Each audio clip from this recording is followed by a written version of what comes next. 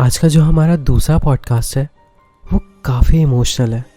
अगर आपने अपने किसी करीबी को खोया है तो शायद ये आपको उससे उभरने में मदद करे। इसका जो टाइटल है वो है खत। पापा, आज एक खत लिखने बैठा। बिना कुछ सोचे समझे कलम उठाया और कुछ लिखता उससे पहले आपकी यादों का एक सैलाब आया और मैं बस उसमें बहता चले गया। तो आपके नाम एक खत लिखा, बावजूद इसके कि मैं जानता हूँ कि ये खत अब आप तक नहीं पहुँच सकता।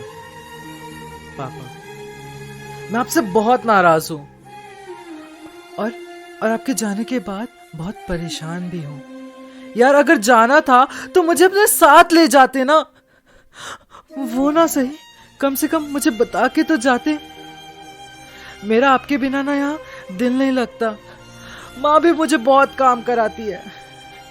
एक सीक्रेट शेयर करो, माँ को मत बताना क्योंकि वो नहीं चाहती, मगर वो ना अभी भी आपको बहुत मिस करती है। आपके जाने के बाद ना माँ बहुत जोर जोर से रो रही थी। कह रही थी कि आप वापस कभी नहीं आओगे, आप कहीं दूर चले गए हो हमें अकेला छोड़ के। मैं उन पे चीख पड़ा, ऐसा थोड़ी हो सकता है। पापा हमें कहीं छोड़ के नहीं गए। आप सुबह तक का इंतजार करो, पापा आ जाएंगे। पापा पक्का वापस आ जाएंगे। इतना कहने के बाद मैं अपने कमरे में गया और सोने की कोशिश करा, लेकिन माँ का चेहरा और आपका ख्याल जैसे जहन से जा ही नहीं रहा था। रात आके कब निकल गई कुछ पता ही नहीं चला। जब घर में शोर काफी बढ़ गया तो मैं कमरे से बाहर आया। देखा पूरा घर लोगों से भर चुका है और सब ना जाने क्यों रो रहे थे। मुझे पता नहीं क्यों अब डर लगने लग रहा था। मैं दरवाजे पे ताक लगाकर बैठ गया, इस उम्मीद के साथ कि पापा अभी आ जाएंगे। तभी माँ का फोन बजा और माँ ने फोन उठाया और वो ज्यादा जोर से रोने लगी और कहने लगी कि पापा आ रहे हैं। मैं खुश हो गया, लेकिन माँ वो तो अभी भी रो रही थी। मैंने कहा, देखा मैंने कहा था ना पापा आ जाएंगे, तो अब क्यों रो रही हो? पापा आ तो रहे। इससे पहले मैं उन्हें कुछ समझा पाता, दरवाजे से कुछ लोग एक लंबी तक पे किसी को लिए अंदर आ रहे थे। मानो उस दरवाजे से कोई अंदर आ नहीं, हमेशा के लिए जा रहा हूं। मैं कुछ सोचता समझता उससे पहले हवा का झोंका आया और उस तख्त पे बिछी हुई चादर एक ओर से उठ गई और मानो जैसे सारी दुनिया रुक सी गई हो। माँ की आंखों के जैसे जवाब मिल रहे हो। आपके आने की जो उम्मीद थी एक झटके में किसी ने तोड़ दी। मैं नजरें हटाता उस तख्त से तो कैसे आप मानो जैसे किसी गहरी नींद में सो रहे थे। मैंने आपको कितनी बार पुकारा, मगर आपने मेरे सवालों का एक भी जवाब नहीं दिया। मैंने कितनी बार कहा,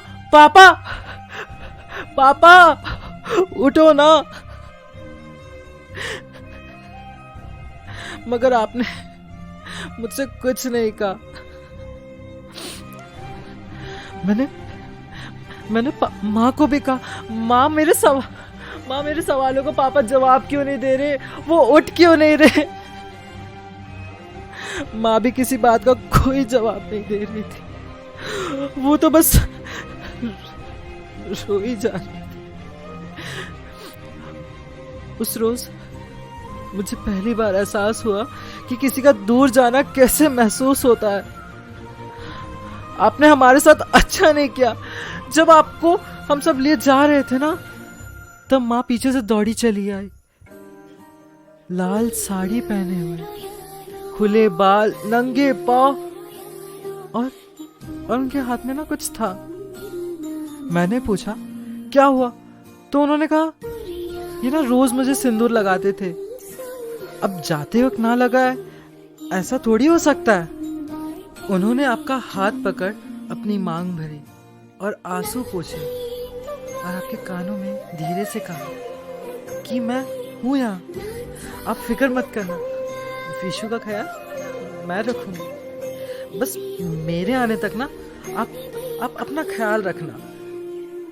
ये कह के आंखों में आंसू और चेहरे पे मुस्कान लिए आपको विदा किया और तब मैंने अपने आंखों और कानों से सच्चे प्यार को महसूस किया और आपको अलविदा कहा। मगर मैं अभी भी आपसे बहुत नाराज हूँ। एक बार आपके पास आ जाओ ना, फिर आपसे पूरा बदला लूंगा। बस कुछ समय लगेगा, लेकिन मैं जल्दी आऊंगा। आपका विशु। तो जुड़े रहिए हमारे साथ और सुनते रहिए इस सफ़र में हम।